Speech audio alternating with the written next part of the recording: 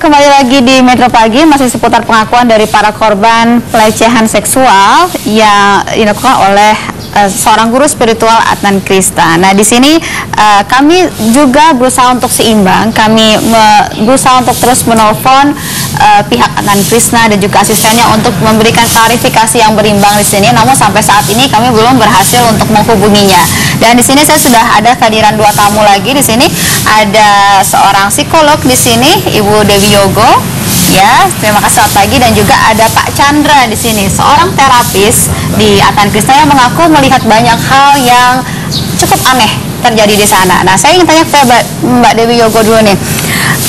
Mbak, tadi Tara sempat mengatakan bahwa ada saat-saat di mana seolah dia menjadi dirinya, bukan dirinya sendiri. Seolah dia menjadi seperti robot yang ikut aja seperti kerbau dicucuk hidungnya.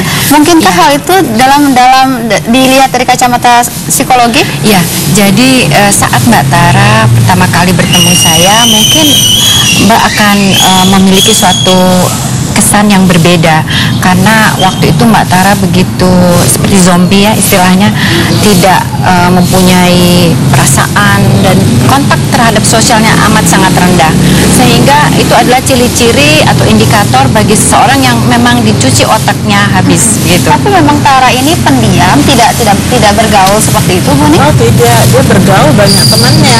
Bergaul ya, tapi dalam 3 bulan itu berbeda seperti itu ya. Sangat ceria dirinya ya. Tapi pada saat bertemu saya itu seperti orang yang antisosial. Jadi tidak pernah senyum, matanya kosong. Nah, itu tanda-tanda fisik klinis bahwa seorang yang sedang dalam keadaan terdoktrinasi itu. Terdoktrinasi, bagaimana caranya mendoktrinasi sampai bisa demikian masuknya itu? Di dalam ilmu kami itu ada ya beberapa tahapan, antara lain itu yang dinamakan coverted hypnosis. Jadi kalau orang itu merasakan bahwa dia sebetulnya dikondisikan, diprekondisikan secara psikologi supaya betul-betul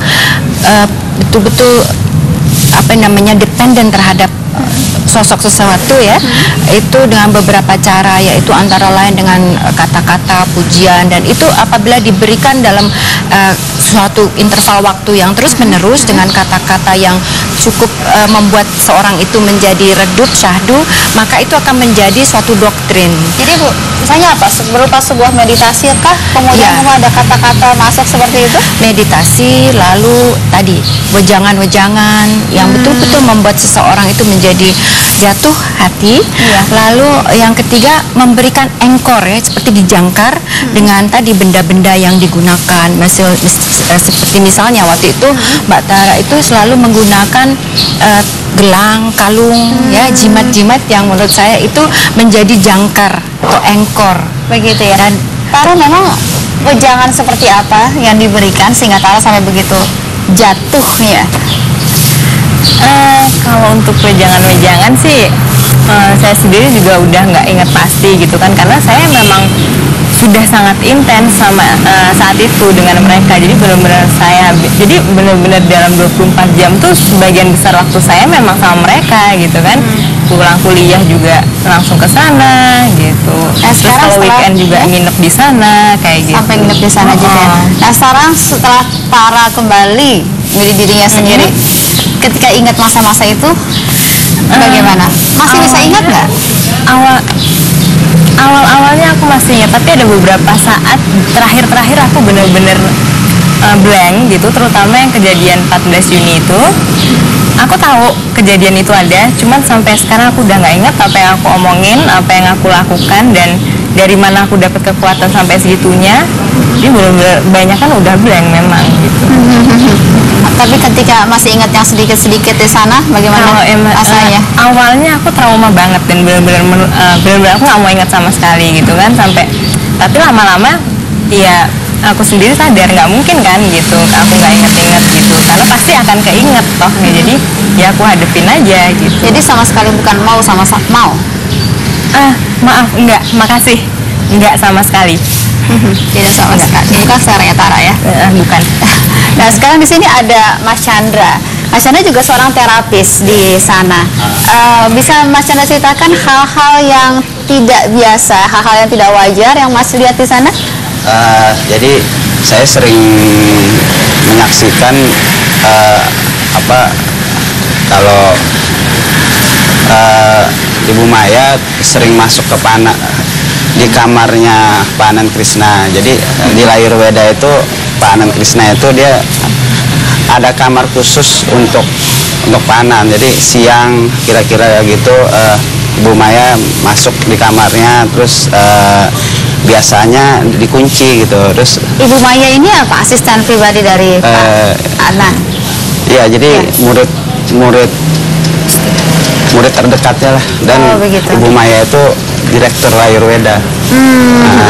Masuk ke kamar, terus kemudian masuk kamar dikunci. Nah terus kan terus keluar. Jadi keluar itu biasanya dia kan turun ke bawah gitu, terus masuk toilet. Nah secara kebetulan kan saya selain sebagai seorang terapis juga ya bersih juga gitu. Terus saya bersihin tempat sampah gitu.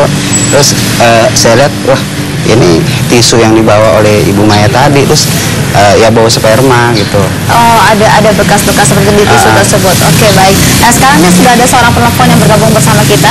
Langsung saja kita sapa. Halo, selamat pagi. Iya, selamat pagi. Dengan siapa, Pak? Dengan maaf, Pak? Sabto. Dengan Pak Sabto. Silakan Pak Sabto. Pak Prita, saya prihatinnya dengan kejadian itu ya. Ya mudah-mudahan tidak terjadi di tempat lain. Kepada korbannya, kalau memang perlu diproses silakan melaporkan.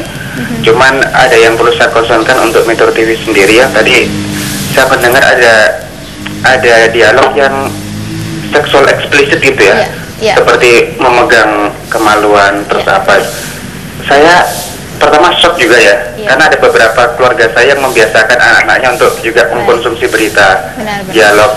Saya takutnya itu bukan takut, ini pasti juga mereka bertanya-tanya itu apa ini apa gitu. Jadi kita agak shock juga untuk mendengar ada berita dengan bahasa seperti itu. Daripada sih supaya agak difilter atau bagaimana ya, ada narasumbernya juga dikasih drill atau apalah ya. Saya kurang tahu gimana bagusnya. Iya. Saya kira begitu aja Mbak Berta ya. Iya, terima kasih banyak Pak Sabto. Iya, memang kami mohon maaf jika terjadi tadi sempat ini ya, karena memang narasumber kami di sini bukan yang biasa bicara di depan umum. Jadi Ibu juga mungkin tadi keluar begitu saja ya Bu ya, tanpa dalam keadaan gugup dan segalanya keluar. Tapi itu tidak akan kita ulangi, tidak akan terulang lagi ya. Kita jaga sama-sama untuk jaga bahasanya, walaupun kita membahas mengenai hal-hal yang sensitif di sini. Ya, sekali lagi kita masih menunggu sambungan telepon dari pihak Anand Krishna dan juga asistennya untuk memberikan klarifikasi mengenai hal ini dan untuk menyajikan hal ini secara berimbang. Dan kami akan kembali lagi untuk Anda setelah jeda yang berikut ini, tetap di Metro Pagi. Kembali lagi di Metro Pagi, kita akan mendengarkan pengakuan-pengakuan dari para korban pelecehan seksual yang dilakukan oleh tokoh spiritual Anand Krishna. Namun kami sudah menghubungi terus pihak Anand Krishna untuk memberikan konfirmasi, tapi sampai segmen terakhir ini kami belum mendapatkannya. Dan sebelumnya kami juga mohon maaf jika dalam dialog ini sempat tercetus kata-kata yang tidak pantas, karena memang ini narasumber kami bukan orang-orang yang biasa bicara depan televisi. Di tengah kegugupannya membicarakan hal yang sensitif, jadi keluarlah kata-kata seperti itu. Tapi kami mohon maaf untuk ketidakpantasan yang terjadi. Nah, sekarang saya ingin tanya kepada Ibu Ning. Bu Ning ini Ibu berjuang untuk anak Anda, Tara. Isu pelecehan seksual ini sudah beberapa kali ada pelaporan sebenarnya terhadap Anand Krishna, tapi tidak pernah terbukti dan menguap begitu saja. Nah, sekarang apa yang disiapkan oleh Ibu untuk benar-benar kemudian membuktikan hal ini? Saya menyiapkan tim lawyer, ada 100 lawyer yang sudah bersedia dan kita sedang memproses untuk menindaklanjuti sehingga tidak ada satu anak pun di Indonesia mengalami ini, Mbak. Selain Tara dan juga Ibu Sum tadi ya, adakah Ibu ketemu yang lain lagi, korban yang lain yang mau bergabung untuk mengadukan bersama dengan Ibu? Ada, saya sudah menelpon beberapa dan mereka sudah menyatakan bersedia. Berapa banyak orang? Ada 6 atau 7. 6 atau 7 orang, dan semua dalam situasi yang berbeda ya? Iya. Dalam situasi yang berbeda. Nah, 6, jika ada di pemirsa di sini yang kemudian merasa, oh saya juga pernah diperlakukan seperti itu dan ingin bergabung, menghubungi kemana, Bu? Menghubungi ke pengacara kita Iya. Aduh, nomornya. Iya, atau mungkin ada Komnas Perempuan, Ibu bisa dihubungi kepada Komnas Perempuan untuk kemudian bergabung bersama-sama melakukan tindakan hukum. Nah, sekarang saya ingin tanya nih kepada Bu Dewi nih. Bu Dewi, ini terapi apa yang dilakukan terhadap Tara yang sudah sampai dalam tahap kesekian agar masa depannya nanti masih panjang dan cerah? Jadi itu dinamakan post traumatic syndrome. Jadi kita lakukan suatu terapi menggunakan kekuatan alam bawah sadar. Jadi Mbak Tara ini sudah beberapa kali mengikuti terapi sehingga kita melakukan proses neutralisasi. Jadi menetralkan kembalikan vitalitasnya, dinamikanya, keinginan untuk menyelesaikan kuliahnya dan menjadi pribadi yang dalam quote tanda petik tanpa cacat batin atau luka batin.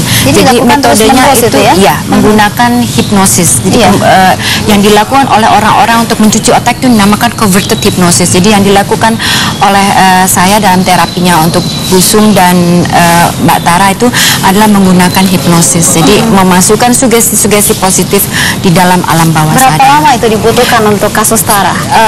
Kita membutuhkan sekitar 3 bulan. Jadi ada 30 hampir 40 kali pertemuan, 45 kali pertemuan. Yang penting bagaimana memperbaiki citra diri Tara kembali agar jangan sampai kemudian memulihkan dirinya, percaya dirinya, memulihkan apa yang dinamakan dinamikanya. Karena Mbak Tara ini dan Busum ini orangnya memang sangat nice, baik ya, dan vitalitasnya tinggi. Sehingga kalau kita lihat dia tidak produktif atau kontraproduktif itu sangat sayang ya. Saya jadi bingung ya nih Bu Ning ya. Ini apa yang sebaiknya orang tua lakukan untuk melindungi anak-anaknya? Karena kan sebenarnya Ibu Ning juga memasukkan Tara ke dalam terapi itu kan juga ingin supaya anaknya baik begitu kan ya. Saya tidak tahu ternyata di situ ada brainwash dan seperti itu. Sebaiknya apa? Ada saran dari Bu Ning atau Mbak Dewi untuk kepada orang tua tips agar tidak terjadi hal yang sama?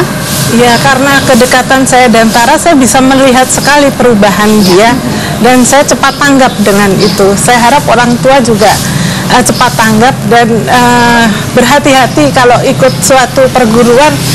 Ya, saya sendiri sudah ikut 5 tahun tidak tahu sama sekali. Saya juga menyesal mengajak Tara ke sana. Saya merasa berdosa juga, Mbak.